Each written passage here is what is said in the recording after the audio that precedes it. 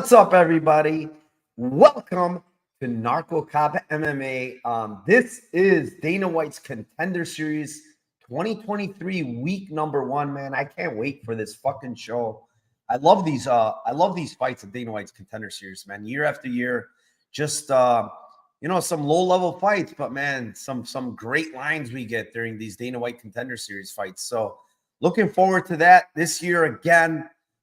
Thank you for joining me. Already 44 of you in here, so I appreciate all of you. I have a very special guest today to join us in a bit. But as always, before I go over and shout out my guest, I do want to shout out my chat. First of all, Worth It says, excited for this, bro. Dana White's Contender Series is back. Yes, sir, it is.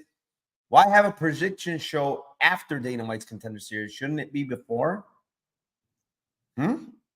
All right, I'm confused with that one. It's Dana White's Contender Series is tomorrow, right? So I think this is before, but I couldn't say this last week, but I can now. My son's coach was not healthy going to Saturday, but for Dana White's Contender, Caesar should be able to get that contract tonight.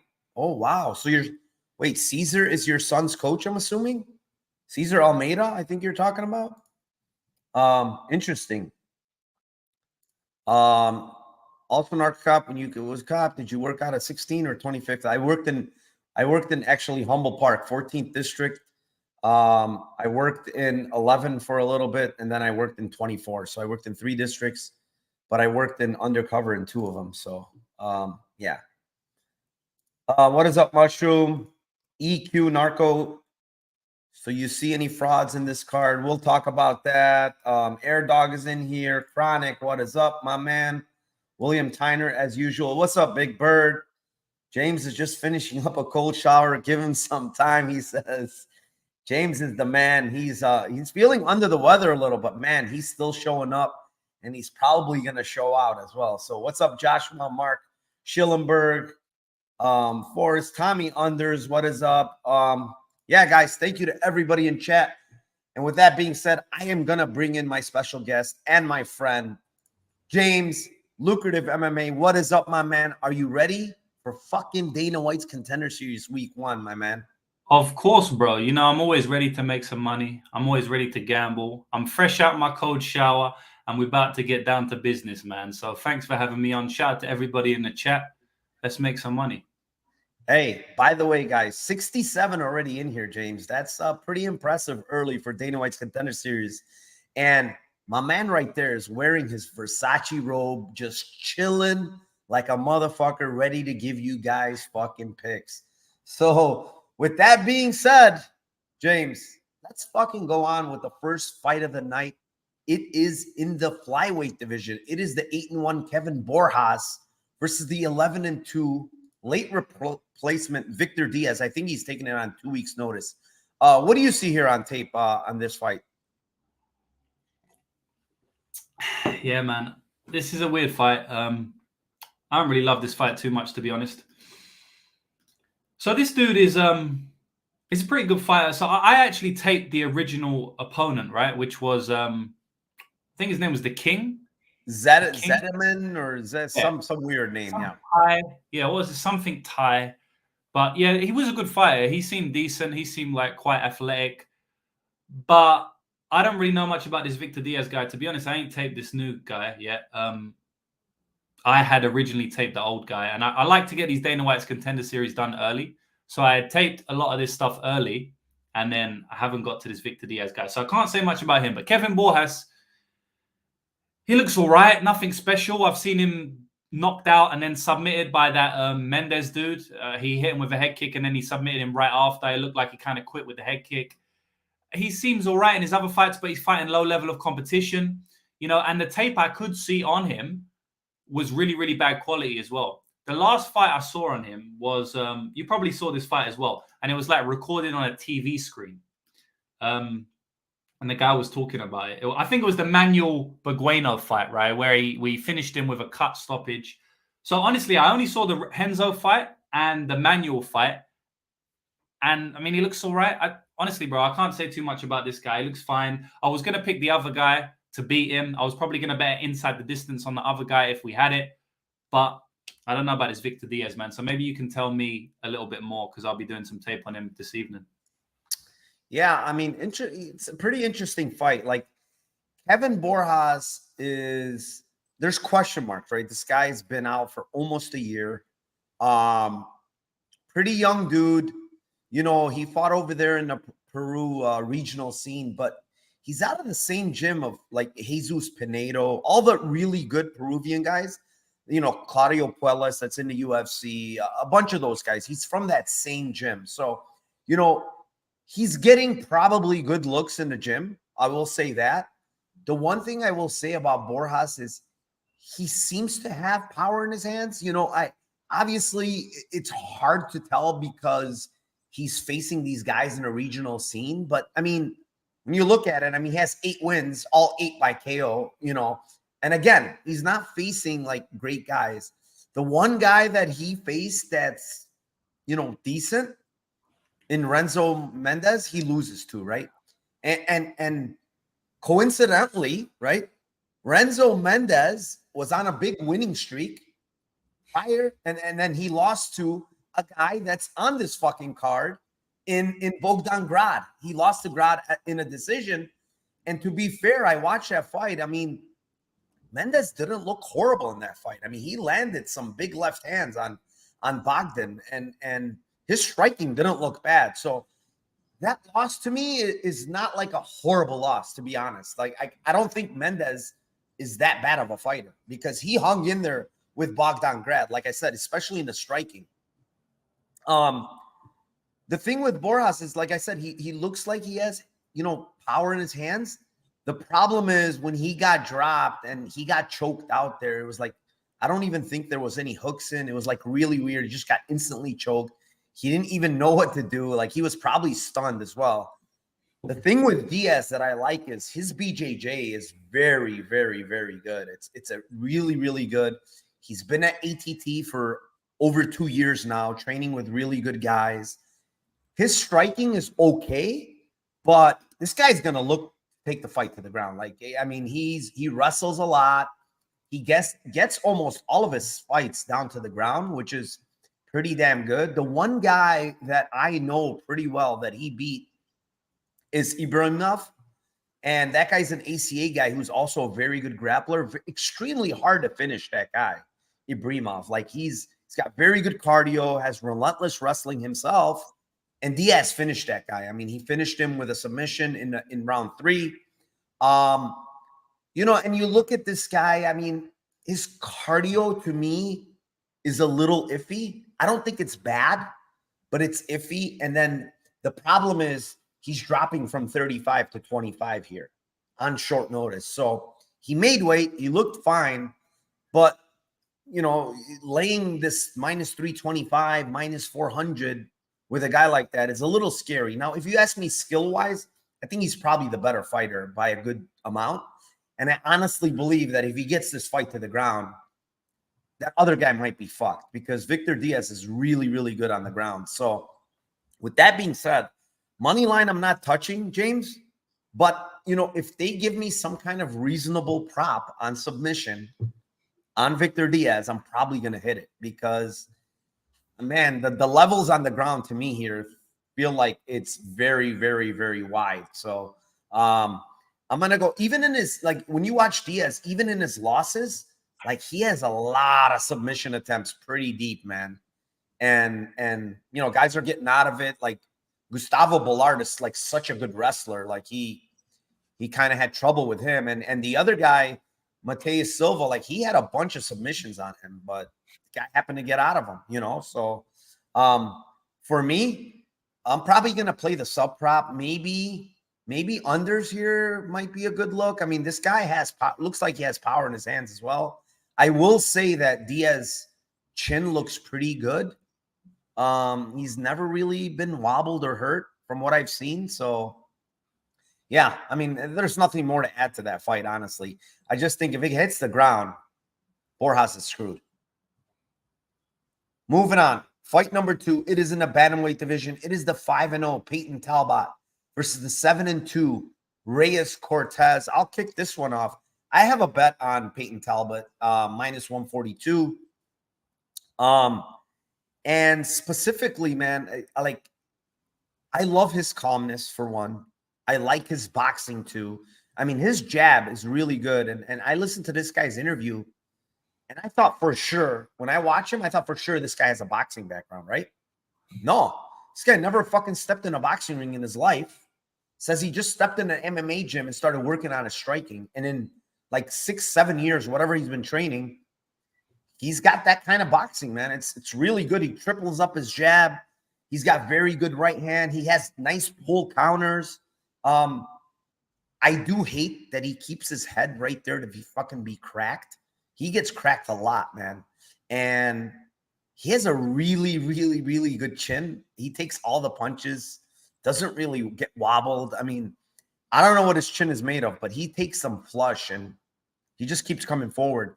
That's the thing with him. He's got very good cardio, a lot of volume, very good body work. All the things that I think are going to give Reyes Cortez a lot of fucking trouble, man. He's going to be pushing him back, similar to Rodriguez. But the difference between Rodriguez, in my opinion, like Rodriguez is a way better grappler than Payton. But the big difference is I don't think Rodriguez hits nearly as hard as Payton Talbot.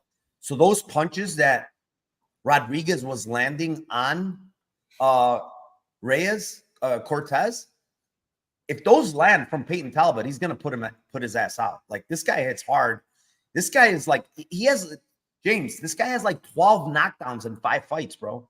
Like, that's pretty fucking impressive.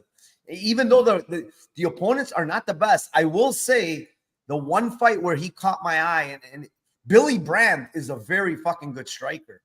And he's actually a good fighter himself.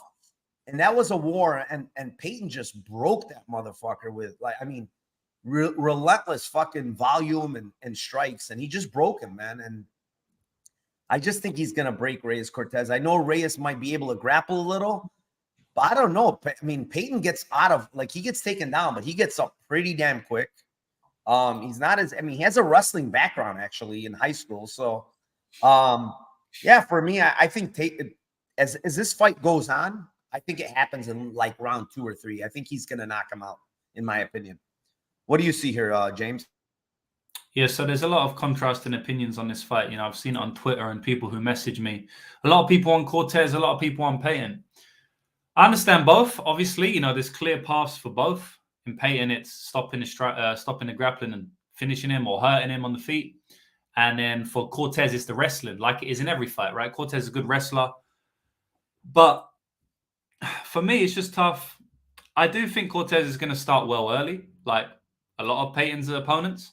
You know, they'll get him down, they grind him up. But Payton's an interesting guy because he's got 10 fights overall. He's got 5 amateur fights and 5 pro fights.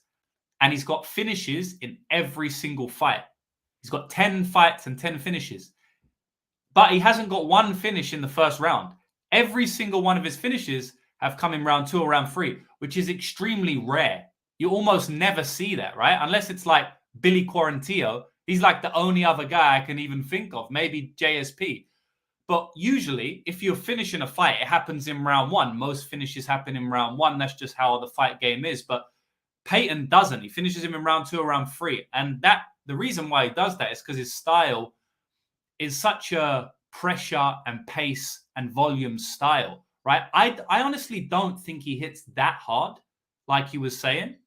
Maybe I'm underrating his power a little bit. I just think it's the pace and pressure that he puts on his opponents to why they get knocked down or why he has so many knockdowns. I really just do think he's just constantly in your face, non-stop. He doesn't give you a chance to breathe. So you get hit with shots that you don't see because there's like 20 shots being thrown at you. You're probably not going to see at least one of them.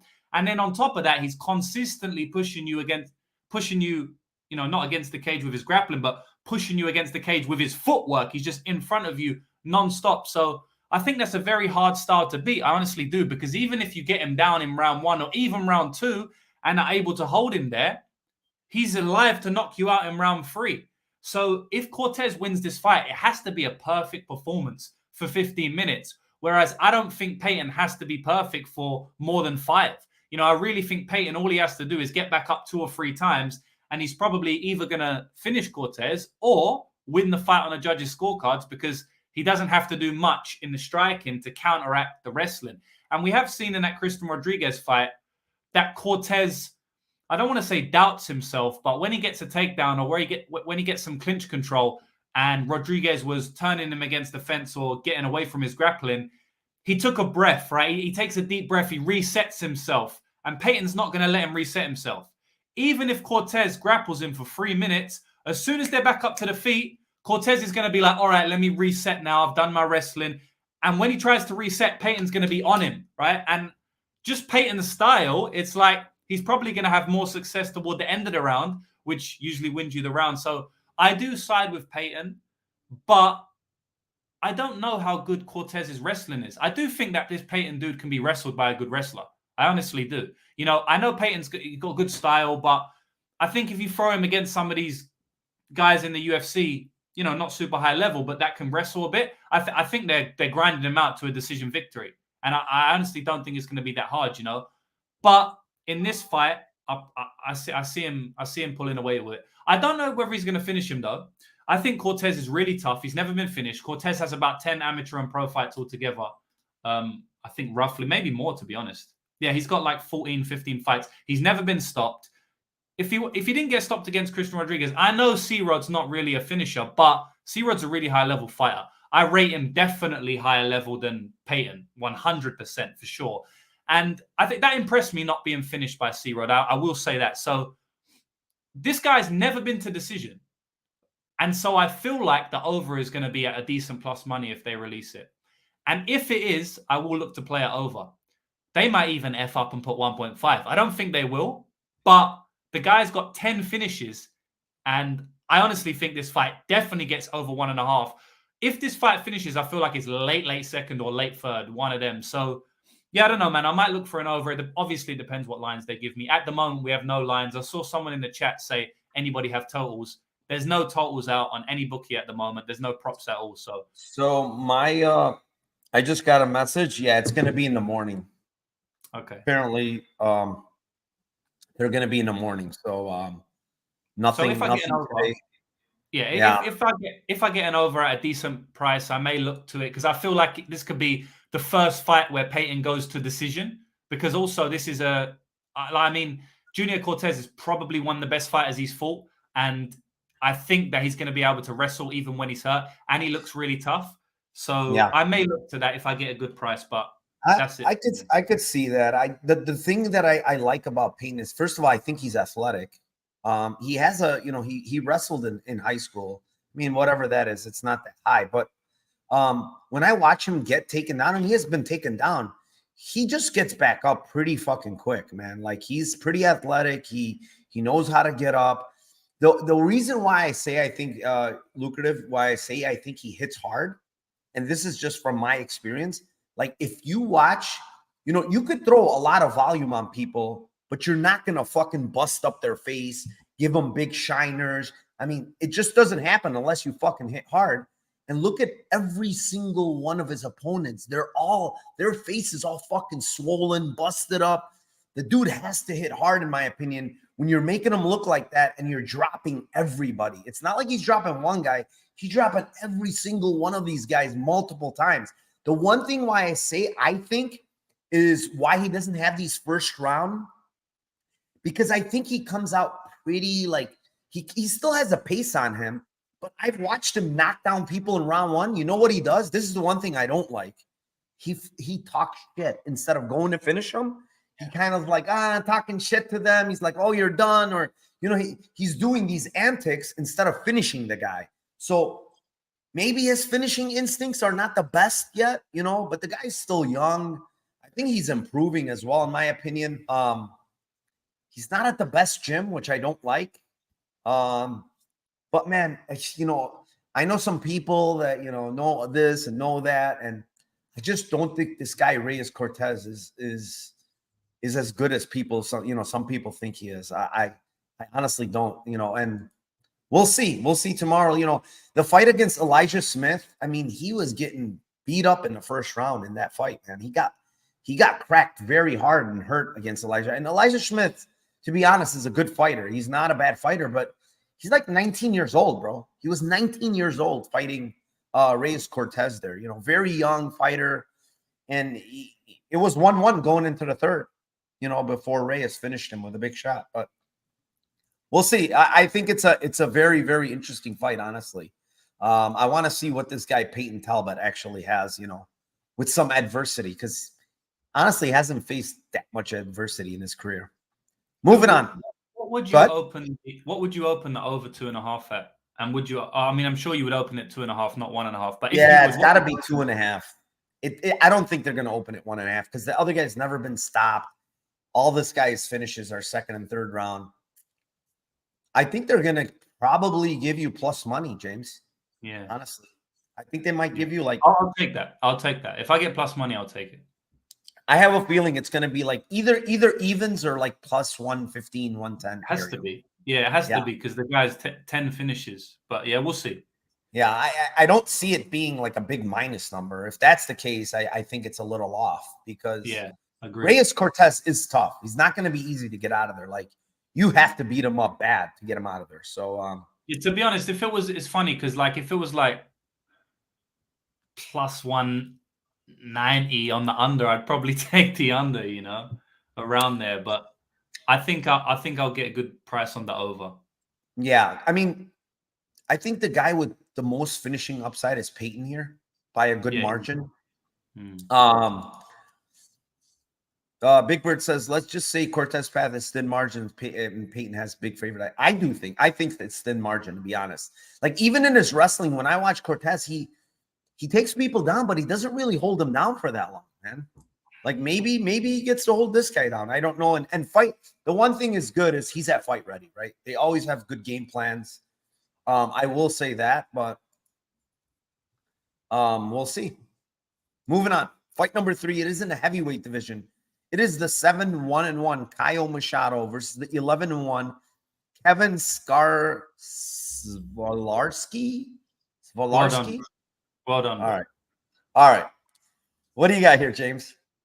This is a terrible fight, man. Jesus Christ.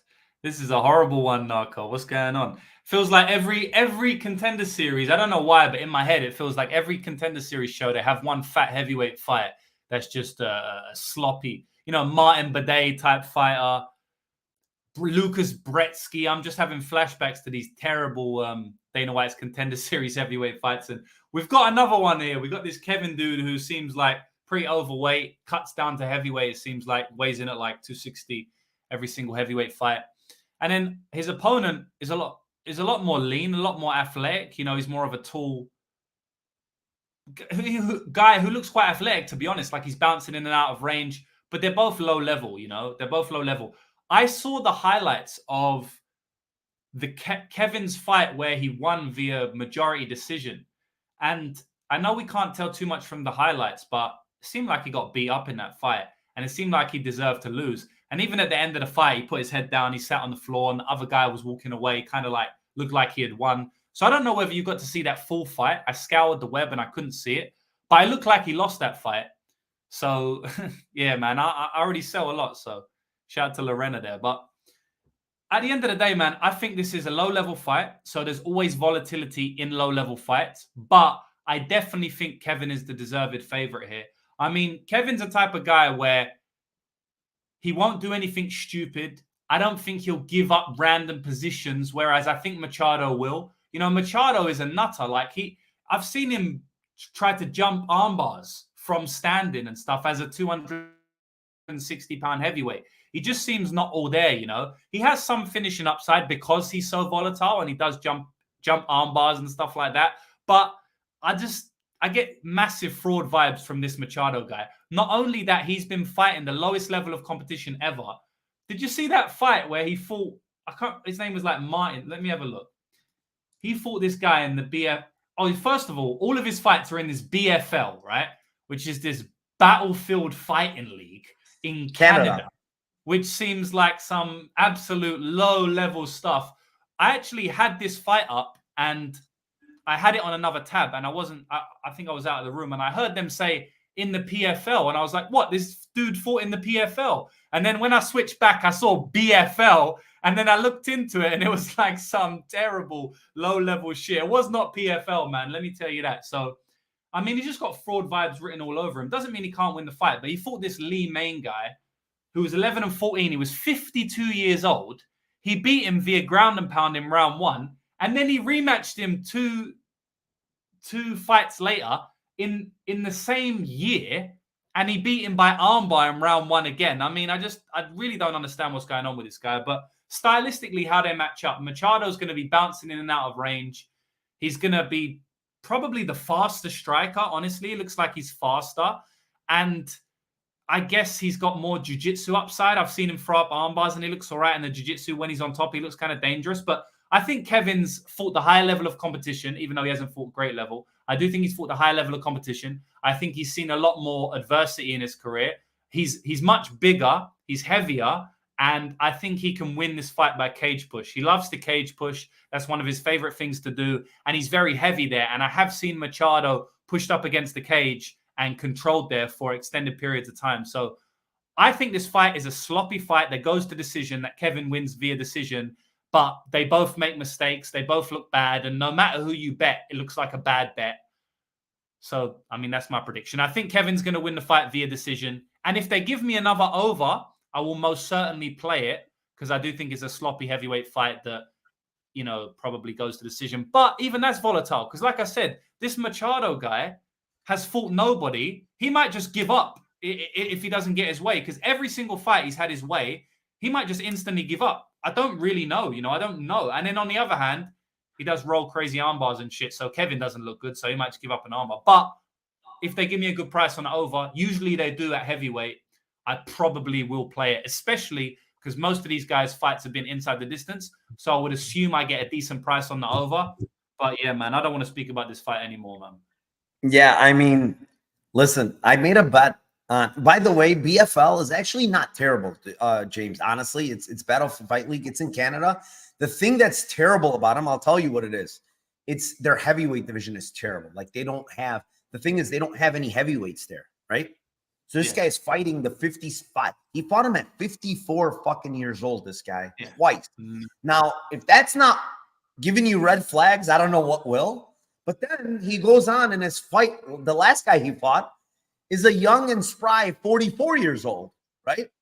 His first fight of his career, right? He fights this guy back to back, and that guy's 40 years old. Like, what the fuck is going on here, bro?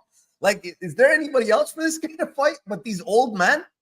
And it's like, I think this guy, this 54-year-old, is probably one of the oldest guys that's fighting in MMA or something. To fight this guy twice after you killed him the first time. It's like, what's going to change, dude? Like, what's going on? But anyways, I will say, how you say, quitting. I don't think this guy will quit just because he went 5 rounds with Johnson, who's in one championship. Twice. He went twice with him? Not with him, but I'm pretty sure he went 5 rounds twice. Oh yeah, he went 5 rounds against this Dogi guy. In my opinion, he lost that fight. I watched the fight. It's on Facebook. He lost that fucking fight to that guy, and that guy fought at middleweight before in his amateur days. How old is he? How old is he? He's not old. He's not old. Dogi, I don't know. He's probably in his late 20s or whatever. Yeah. But he looked bad in that fight. He got taken down by that guy multiple times, that Dogi guy. And this fight is, like I said, I had a bet on Kevin Lucrative at 115, right? Yeah. And minus 115. And then I'm like, man, this fight is just rubbing me the wrong way. Both these guys look very fried. Honestly, even Kevin doesn't look very good on tape. Like, yeah, he can cage push. Yeah, he can get on top of you. He's a big dude. But, like, when people are throwing strikes at him, bro, he's, like, running away. Like, what the fuck's going on? So it's like, I want nothing to do with this fight. I would have had massive CLV had I kept it, but I cashed out. But honestly, this is a very, very, very low-level fight that I want nothing to do with. I really don't. I really like the over, though. I think they're going to give us a good opener here for the over because they're heavyweights. But I really like the over. I think there's a lot of cage push. I think this Machado guy is actually not easy to get out of there. I don't think he's going to quit. And then this Kevin guy, I'm not so sure of, to be honest. I get more vibes from him that he would quit than the other guy. But I think he's a little more skilled too than the other guy. So it's like, it's just such a bad fight, dude. And like I said, I would have had massive CLV right now. I'm out. I'm fucking out of this fight. By the way, I cashed out before the line moved like crazy, obviously, but I cashed out and I want nothing to do with this fight at all. Shout out to 126 people in here. You guys are the real MVPs. Thank you for being in here with us on a nice Monday. Moving on. Fight number 4, probably the best fight on the card. It is the 5-0 Tom Nolan versus the 11-1 Bogdan Grad. I will kick this one off here, man. This is a really good fight, in my opinion. These two guys, I had an initial bet on Bogdan Grad at plus 145 when the line opened. Then I went back and taped. I kind of knew Bogdan Grad a little bit. I've taped him before. I knew he was a very good fighter. And then I saw the other guy at 5-0 from the Australian regional scene. And I'm like, plus money without taping. I'm like, plus money on this guy. I'm going to take a shot, plus 145. And then I went back and taped. And I actually like what I see from Nolan. I mean, this guy is very long. He's durable. He has very good pace. He has very good cardio, in my opinion. His takedown defense is very iffy. I think that's his major flaw. He does get countered on the feet some as well. But again, the guy is tough. He throws nasty elbows in close, nasty knees in close. He's very, very long. And he's going to continue pressuring, man. This guy is like going to keep throwing. He's going to keep pressuring. I like his striking. He mixes it up really well. And on the other side, man, Bogdan Grad is like a tank, bro. It's like a little short tank. Nasty, nasty kicks, bro. That's the first thing that sticks out. Like, his kicking game is insane power in his kicks, this guy. Calf kicks, body kicks, head kicks, you name it. He throws them all. Spinning type of shit. Where he landed one spinning one on, I think it was that Dermanji guy. He absolutely killed him with a spinning kick to the face. The problem with Bogdan Grad, James, he does not move his head off the center line, bro. Like, he eats shot after shot. He's got a good chin, but you just can't be fighting like that, dude. Like, he does not move his head whatsoever, and he's just getting pummeled in some of these fights. Even in the Dermanji fight, like, this Tudor Dermanji is landing huge shots on him, He even rattled him at one point. And the same thing with the Mendez fight. The guy that we talked about earlier, Mendez, that beat Borjas, he was landing some big left hands on him. And Nolan's a southpaw, and I could see that left really land that will here. The reason why I like Grad here, James, is the actual grappling, bro. Like, this guy has very, very, very good jiu-jitsu. Grad. If he wants this fight to get to the ground, pretty sure he can get it to the ground. Like, he doesn't have the best wrestling. He's just short, compact, and very powerful. Like, if he goes for the double leg, like, this dude is going to go down, Nolan. And on top, man, he's pretty nasty. Even on bottom, he's actually nasty with his grappling. He's got very, very good submissions, which I love. And, for me, like, on the feet, I favor slightly Nolan, but on the ground, I really, really favor Bogdan here. And I like his wrestling if he can get it down there. So, plus money, I mean, I think this fight's more of an even type of fight. So that's why, like, if you gave me plus 135 or 140 on Nolan, I'd probably take Nolan. But you're giving me 145 on the other side, then I'm going to take Grad, because I honestly think it's a close fight, but I'm going to go with the plus money and the guy that for sure will have the better wrestling and grappling advantage. So what do you got here, James, on this fight? It's very interesting. Yeah, it's definitely a good fight, man. I'm looking forward to this one and then the Junior Cortez fight. So Nolan is a really gritty dude, That's probably his best attribute. It's not his striking, it's not his grappling, it's not anything. It's his willingness to fight, and it's his toughness and his grittiness. He doesn't stop. He's an absolute dog. And we've seen time and time again that may be the best attribute to have as a fighter. Regardless of the jiu-jitsu and the skill set, it really comes down to, a lot of times, it really comes down to that willingness to fight and that grittiness. We know Payton seems to have that, and that's why I think he's probably going to win the fight against Cortez, even though I think it's a close fight. So I think Nolan may end up breaking Bogdan in this fight. But on the other hand, Bogdan, I feel like this fight's fairly similar to Payton and Junior Cortez, just in the fact that I think Junior Cortez has a chance to grapple his opponent, and I think Bogdan has a chance to grapple Nolan. But I feel like he's going to have to be perfect for 15 minutes because I really think Nolan at some point is just going to take over with cardio and pace and pressure. And so Bogdan has to have a near perfect fight for 15. Not to say he can't do that, but I think the margins are slimmer for Bogdan to win the fight than they are for Nolan.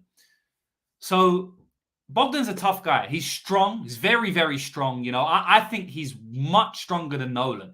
Like, I think he's going to have no trouble grabbing Nolan by the body lock, taking him down, pushing him up against the cage, stalling time there. But can he do it consistently for 15 minutes? Because Nolan's going to be throwing 100 shots at him. And Nolan's very slick on the ground as well. So I do think he can create some scrambles to get back up to the feet. I don't think he's as strong as Bogdan, but I think he is very slick at scrambling and creating space in the jiu-jitsu to get back up to his feet, which is all he really needs to do here. He doesn't have to match Bogdan's strength. He just needs to create space and get back up to his feet, to where I do think he's probably going to pull away if the fight stays there for 15 minutes. I really think that he has much better cardio than Bogdan. I've seen Bogdan get kind of tired in fairly low-paced fights, whereas I've seen Nolan get strong in high-paced fights. So I'd be very surprised if we get to the third round and Bogdan's not breathing in big gasps of air and Nolan isn't coming straight forward to him. Kind of like Payton versus Cortez again. I'd be surprised if we get to third round and Payton's not starting to take over. So for that reason, I have to favor Nolan here. But I do think that he's going to have to come through some adversity. And that adversity probably isn't going to be getting knocked out. It's probably going to come from the grappling. But I will say this as well. This is another thing that you have to think of. Nolan is so willing to fight that he often puts his face in danger. And Bogdan cracks very, very hard. He's much shorter. He's got a lot more muscle and he has a lot more power than Nolan, in my opinion. So Nolan's going to have to be careful. Nolan kind of reminds me of the early Jack Della Maddalena, where he's getting hurt and then he's coming back and winning, or he's coming through some adversity. And obviously he's on the Australian regional scene there, Eternal, which I think Jack fought Eternal a couple of times. XFC fought, but I think Eternal. So he kind of reminds me of that. Like he has to come through some adversity to win the fights a lot of time. I've never seen Nolan like win a clean fight, apart from I think that early knockout I saw. Other than that, he's getting taken down, he's getting clinched, he's getting wobbled, he's getting hurt, but he always comes back and wins the fight. And you can't keep doing that as you step up in levels, because the opponent's not going to give you a chance to come back. But I don't think this is a massive level step up against someone like Bogdan. Probably is his best fighter he's fought, but I don't think it's, a major step up. I will say that he fought Adam Cook, and that impressed me. Adam Cook fights out of Auckland, which is where I live. He fights out of CKB. And one thing about that fight, actually, apparently Adam Cook had COVID symptoms going into that fight. So you know about that one as well, Narco? Yeah. He was very sick, actually, going into that fight. Yeah, so I've heard from people who train with him that he was sick going into that fight the week of. And it kind of showed because he gassed out and he ended up getting finished there. But he's a very good fighter, Adam Cook. Like, you'll probably see him maybe on the Contender series at some point. But that showed me a lot. Not only that he was able to weather the storm. I know Adam was tired. I know Adam had COVID symptoms. But Adam's a good grappler. And he's got very strong back control and top control. And, I mean, if he was sick or not, Nolan did really well to create scrambles and get out of those positions. And so that definitely impressed me. So I think he can do the same against Bogdan. So I'm picking Nolan to win the fight.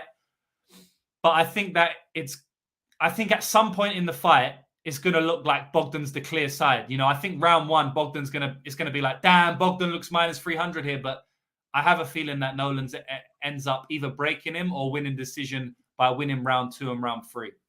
I think it's a great breakdown, because I didn't mention that. I have it in my notes here. Like, he's got a significant cardio advantage and volume edge. Nolan does. No doubt about that. But the thing that you mentioned too is, and I didn't even say that, but Bogdan hits very fucking hard as well on the feet. Like he can't. The thing is, like, I know Nolan's tough, but he cannot take these like huge overhands that this guy throws because he's probably going to knock him out if those land. Like this guy is very, very powerful. And if he lands those big shots, you're going to be in deep fucking trouble. Big Bird says, Bogdan seems to have fallen in love with the hands recently. And dude, I said the same exact thing in Discord. I'm like, man, this guy is lately is just fucking striking. But guess what, Big Bird? I got something for you, my friend. Bogdan's going to grapple in this fight. And I heard it through the grapevine. I'm telling you, Bogdan's going to grapple. He knows where his edge is here. He knows he's the way better grappler and the wrestler. And he's going to grapple here. The one thing that is, like, if he doesn't, in my opinion, if he doesn't finish in round 1 or 2, he's 100% going to gas. This guy gasses. He's got so much muscle mass. He's going to gas, especially from the grappling. And the thing that you mentioned, James, is Nolan's not going to just let you settle. And he's going to continue to scramble and try to get out and fucking make you work, even though you're on top. He's going to make you work. And that's the issue. Like, I think Bogdan, like, to me, the clear side pre-flop is Bogdan, because I think his success in the grappling early is going to come. And then if you get to live bet, I don't even know if we're going to have live betting in this spot, but I think it's a great spot to live bet on Nolan here, honestly, where you can get both sides at plus money and you can roll with it. And I think this fight doesn't hit the scorecards at all. No. Like, somebody is going to get finished here. Hopefully we get under 2.5 here at a decent number. And I'll definitely play that up. I mean, that's probably going to be one of my favorite bets if we get a decent number. I don't think we'll get a decent number. What are you looking at? What do you think we're looking at here at the over under 2.5? It's not going to be 1.5. No, I think they'll put it at 2.5, and I think they'll give us like minus 200. Wow, that high? I think that's what they're gonna release it as. Yeah, that's gonna suck. Yeah, I mean, if they're gonna look at Bogdan and say, "Oh, this guy finishes a lot of guys," blah blah blah. But he's been to decision 3 times. I should say, because the openers are whack, and I don't bet openers, right? But openers are insane, so I could be wrong. I think what I really should be saying is I think the market's gonna settle at around minus 200 or something. But the opener the openers are mad, so I don't even want to say what they're going to 120, baby. 120. Give us 120, James. Bro, people DM me the openers they get. They say, like, it's crazy. It's like, I got this guy at plus 400, and now he's like minus 150. I'm like, what the fuck is even going on? That happens a lot. Regionals, yeah. Yeah, so I don't know what they're going to open it. But I would say minus 200 it settles at for sure. Yeah, I mean, this is a very interesting fight. Honestly, I think looking at both guys, they actually might be both UFC level, to be honest. I don't know. Maybe I'm wrong, but I think they can compete in the UFC with a lot of fighters. Like, they both have like certain attributes that will do well in the UFC. One guy is for sure very tough, durable volume that is going to give him success. The other guy has a decent, well-rounded game, but he gasses. I think he has kind of a gas tank issue. I will say, I think Nolan has much higher upside in the division. Oh yeah. I mean, he's the way younger. I mean, he's only 23 years old, James. This guy is like, that's the other thing. Like, we have to cap a little bit of improvement here. This guy's going to improve, even though it's 5 months since his last fight. He's still going to improve, dude. This guy's super young, and he's at fucking, he's not in the best gym, but he's probably getting good looks. I don't know for sure, but he looks like a prospect to me, but we'll see. This is going to be a very, very tough test, in my opinion. Moving on. I don't know if this is the main event or whatever you want to call it, but it is the last fight of the night. It is in the middleweight division. It is the 3-0 Cesar Almeida versus the 9-1 Lucas Fernando. This is the one that I probably take second most behind the Grad one. What do you have here, James? Lucas Fernando looks good, man. He looks really, really good. I really, really like what I see from him. He looks like he doesn't have many holes.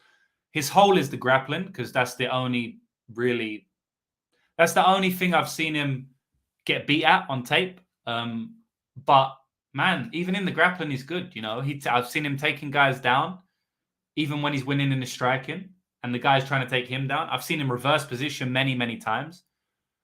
And even in the grappling, he got beat by that Diaz guy. That was a close fight, man. I mean, the guy just scraped it out by the skin of his teeth. And I don't know, 5-round fight, Diaz gets finished. Obviously, it wasn't a 5-round fight, but that was 3-4 years ago. And how old is Fernando? Because he's quite young. He's like 28, 29, is he? 27. Yeah, 27. So you're talking about 3 years ago, which was his last and only Sorry, loss. 26. I take it back. I have it in my notes. He's 26. He was 23 years old when he lost, right? So that's very young. And now he's 27. So I think he's got better and better. I mean, if he fought Diaz today, he's smoking that dude. I'm very certain of that, right? And Diaz is not a terrible fighter. I think he's a really good fighter, man. I don't know what to say about him. But then when you look at Cesar Almeida, this guy went to decision 3 times with Alex Pereira in kickboxing, who's obviously the Alex Pereira, the one who knocked out Adesanya, the former middleweight champion. But this was a long, long time ago. This was in 2013. Then I think 2015, 16, I think they rematched again. They had a trilogy fight. And they went to decision all 3 times. So shout out to him. He's obviously a tough guy. He didn't get finished by Alex Pereira. Alex finishes a lot of people, even in kickboxing with big gloves. And he beat Alex Pereira once. So I think he's 1-2 against him. So he's obviously a good striker. He's a well-versed striker.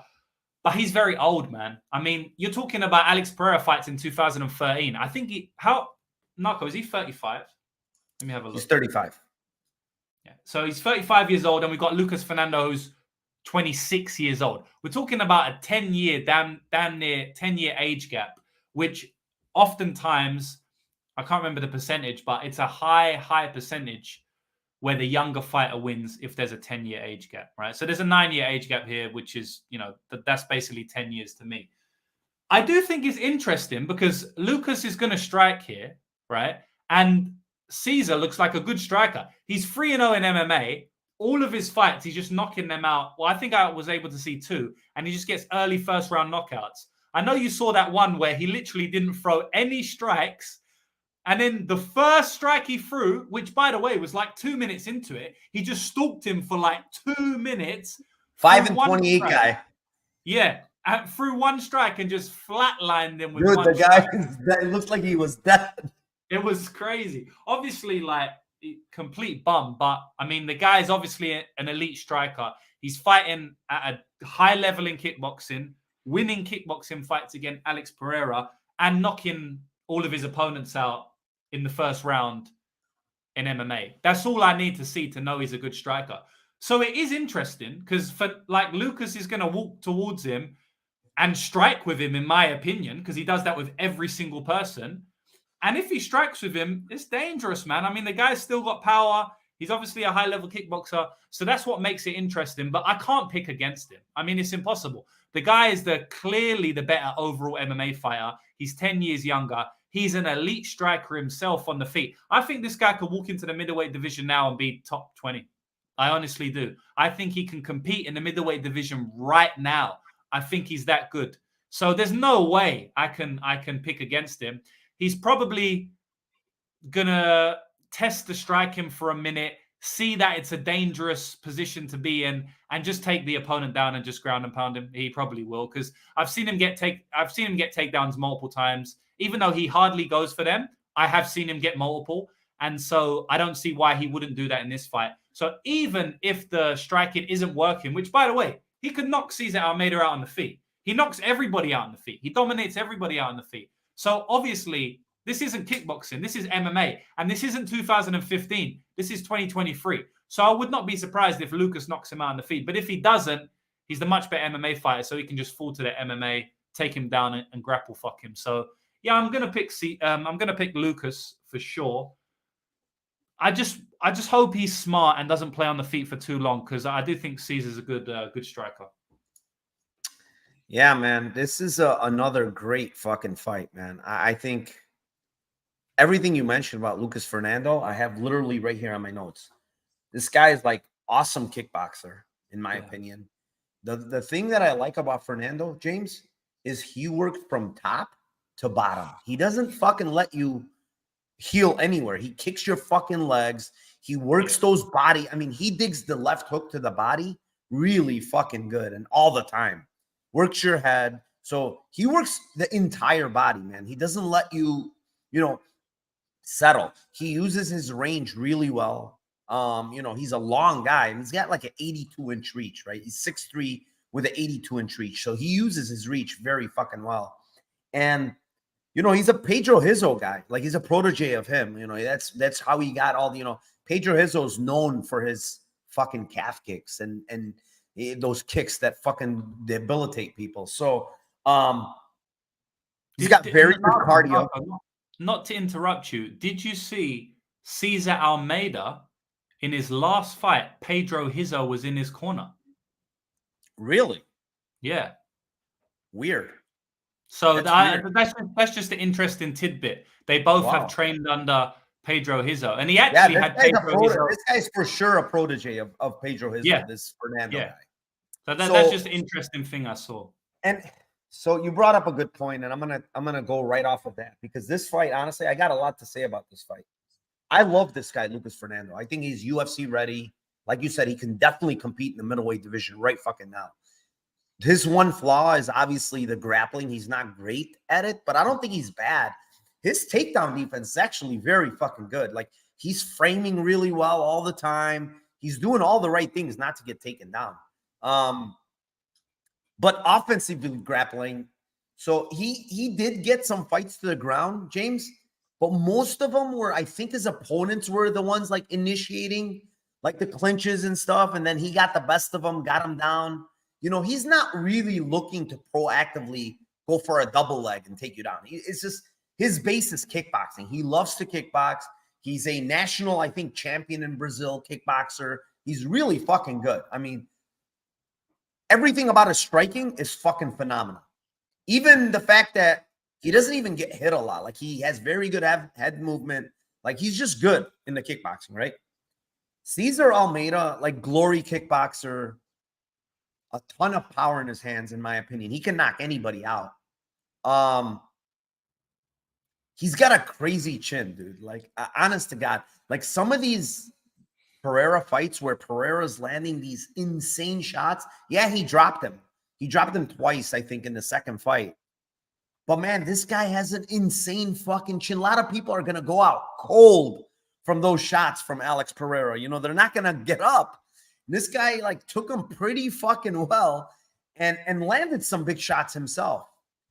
Now, this is the thing. That was 7 years ago, right? And you mentioned that, and I agree with you. Like, I said, man, this guy had these wars against Alex Pereira, but that was fucking 7 years ago. This guy was 28, 27, like, okay, he's 35 years old now. Like, what does this guy look like now? And this is the thing. I went back and watched that Donovan Weesey fight. Donovan Weesey is one of the best kickboxers in glory right now. I think he's number one, actually. He's the champion, or he's number one rated. Either that or the champion. He's a really, really good kickboxer.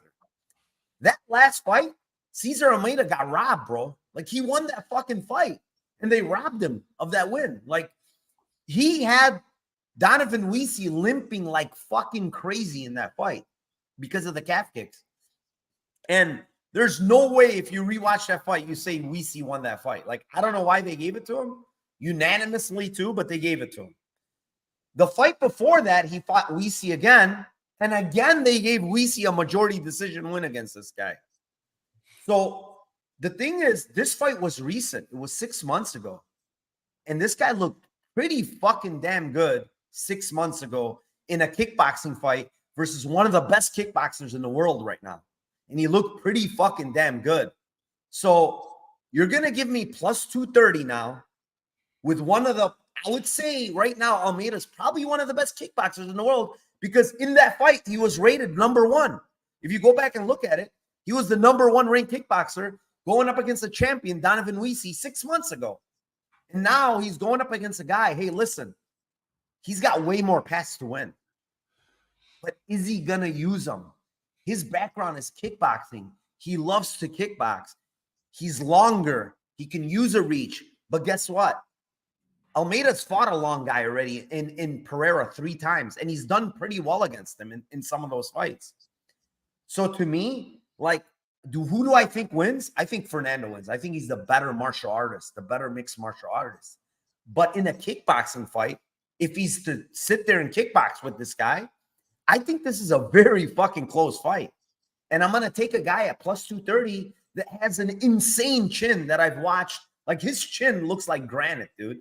And he hits very, very fucking hard and very good calf kicks. So it's like plus 230.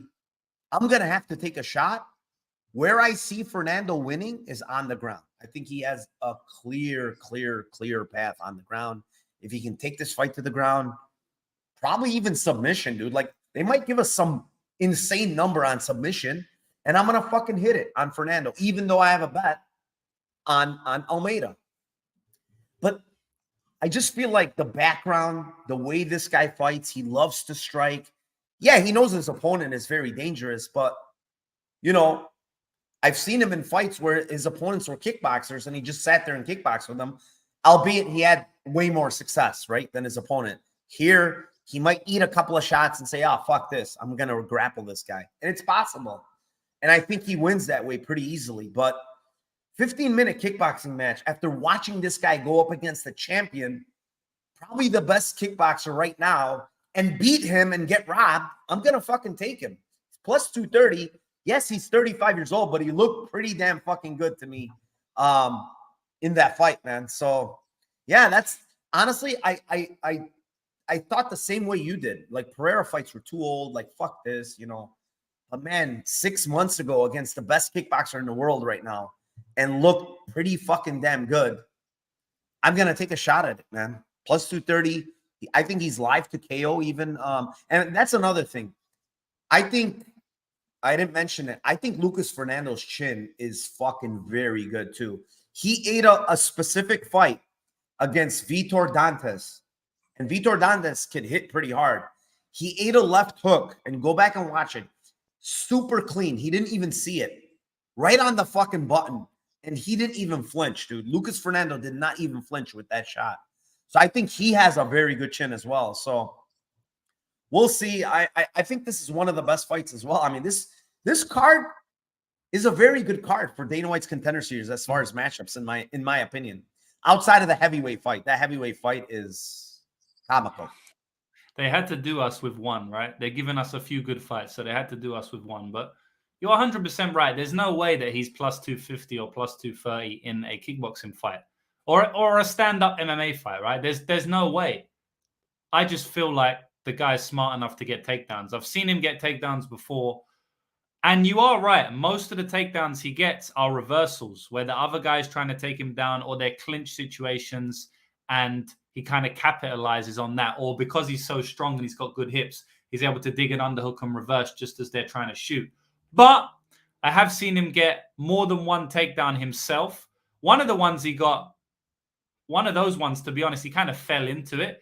I think he was striking and the guy was running back against the cage and he kind of tripped over himself and then got a takedown. So you are right. He isn't proactively shooting consistently, but I mean, he's got to be all-time stupid if he doesn't do that here. You know, he's clearly the better MMA fighter. I mean, it's not close, right? So, I mean, he's 26 years old. He's improving every fight. If he doesn't shoot takedowns here, he has lost his mind. You know, I mean, not to say he will instantly shoot, but what I mean is standing on the feet for a bit, as soon as there's any resistance on the feet, he knows he's going in against a great striker. Like you said, this guy's fought Alex Pereira 3 times. He knows that. You know, Lucas knows that, right? They're both from Brazil. They know each other. They both are trained by the same guy. They know each other well. I wouldn't be surprised if these guys have trained with each other. I couldn't find anything of that, but I wouldn't be surprised if these guys know each other intimately. You know, I would say that they probably do. At least they know of each other. So the guy knows he's going in against this high-level kickboxer. He knows he not only fought Alex Pereira, but fought Donovan not too long ago. He's going to know all of this, right? So if he doesn't shoot takedowns, he's lost his mind here. But as we see every single week, Narco, it's one thing to say what their game plan should be. But when they actually get in the cage, how often do fighters actually go to their best game plan? it's probably like 60 to 70% of the time, which is nothing. It should be 95 to 100, but it's literally like 6 out of 10 times they'll go to their optimal game plan, and the other 40%, they don't even go to their game plan. So I think it's stupid if he doesn't, but you are right. I wouldn't be surprised. And Dana White's Contender Series always brings mad volatility, man. So main event. And that's a very important key, I think, in capping in Dana White's Contender Series, because to be fair, it's mostly predicated on knocking the dudes out, right? You can get a submission and he'll give it to you if you look good. But if you're grinding someone out with wrestling, Dana White's not going to give you a fucking contract. He's going to say, F you. You didn't even try to get this guy out of there. Whatever. However, like, the thing I always think about is, like, when your background and all you've done is mostly kickboxing, it's really hard to, like, understand, like, saying, I'm going to game plan. This guy's bad at, takedown defense and he's not good on the ground and I'm going to grapple. It's just hard to do, like, because your instincts, right? When you go in there, it's just, you want to strike, especially if he has success early, in my opinion. Like, if he starts jabbing him up and he's doing well in the striking, he's probably not even going to think about grappling. But he's been fighting MMA. He's not like all-time. It's not like Cesar Almeida, where he's a kickboxer for 10 years and now he's going MMA. He's fighting MMA at 20 years old, 21 years old. So he's been grappling from a kid. I know we've seen him only kickbox for the most part in his fights, but I don't think it's like so ingrained that he's a kickboxer. I think he's just been having so much success that he's done that. I hope we get the big opener on sub, man. I really do, because I'm going to play it, because he's way better on the ground. That's guaranteed. Yeah. The one thing I do like is this guy's at Extreme. Almeida's been at Extreme Couture for a while. I don't know, a month, six weeks, maybe, something like that. That's not going to, I mean, someone asks, is that going to help us take down defense? No. I mean, 6 weeks, 8 weeks of grappling at Extreme Couture is not going to help you. It really isn't. You need a lot more than that. Lorena says, kickboxing with big gloves, these ones totally different. I agree. It is totally different with smaller gloves. But I think this guy's chin is, like, really good. Both guys have insane chins, and it's going to be a very, very interesting fight, though. We'll see. Can't wait for tomorrow. I can't wait for the props to open in the morning. Shout out to 132 of you in here. I appreciate each and every one of you. Hit that like down below, please. Subscribe to the channel if you haven't. We're going to be doing this every week here on my YouTube channel. 10 weeks of Dana White Contender Series every Monday. Time is not set in stone, because depending on my guests, I'll definitely have James on probably 2, 3, 4 times. I don't know. He's going to be on vacation. He has other shit to do, but we're going to get together and see how many times he can get on. But I will definitely have him on again. I do want to thank him. Thank you, James, for coming in here. I have his links down below for anybody looking at his webpage. His Twitter's down below. And James, tell the people anything else you want to tell them, what you have going on. I know there was people asking if you're going to have breakdowns this week, stuff like that. I saw it in chat. Where is it? Oh, yeah. Mushroom was asking, are you doing a UFC breakdown on YouTube this week? So go ahead, James. Floor's yours, my man. Thank you for being here. Yeah, man. It's been good fun, bro. Thank you for having me. We'll definitely do it again. 100%. Let's do this Dana White Contender Series breakdown again. Maybe next week, week after, whatever. I think it's going to be some fun fights, man. You know, Dana White's Contender Series always has wildly priced lines because there's not a lot of tape. The volatility is higher. And I don't know. I think Dana White's Contender Series, a lot of people look down on it because the volatility is so much higher and people do look different from tape and people do fight different because they're trying to get a contract. But I think you can actually capitalize on that volatility if you just take a step back rather than shying away from it. Like, oh, it's volatile, I don't want to bet on it. Actually play into that volatility and understand that you can make money because it's so volatile, because the lines are usually volatile. So I'm going to definitely be trying to make some money this season, and hopefully we can do it together. Thank you for having me on. Shout out to everybody in the chat. As always, 126 people or whatever you said. That's a lot of people for a Dana White's Contender Series show. So, yeah, shout out to everybody in the chat. Appreciate everybody. Hopefully we can earn some money this weekend. If you want to find out more about me, just go to my website, lucrativemmabetting.com. or on Twitter, Lucrative MMA. And that's it, man. Narco, thanks for having me on again, bro. Yeah, bro. Thanks for being here. I appreciate you. Appreciate everybody in chat. 128 still in here, bro. I didn't expect that many on a fucking Monday for Dana White's Contender Series, but here we are. I appreciate all you guys. Let's get those props in the morning. Fucking hit them. I think we're gonna have some good props, honestly, for this card. Yeah. I think attacking props on this card is gonna be pretty damn good. And yeah, that's about it, guys. I will be back Thursday for my AMA Ask Me Anything for UFC Vegas 78. Also Friday with Timothy Troiano, Lambeau Place podcast. We'll go over this card and find those best props, guys. Thank you for joining us. Have a good night and see you guys tomorrow.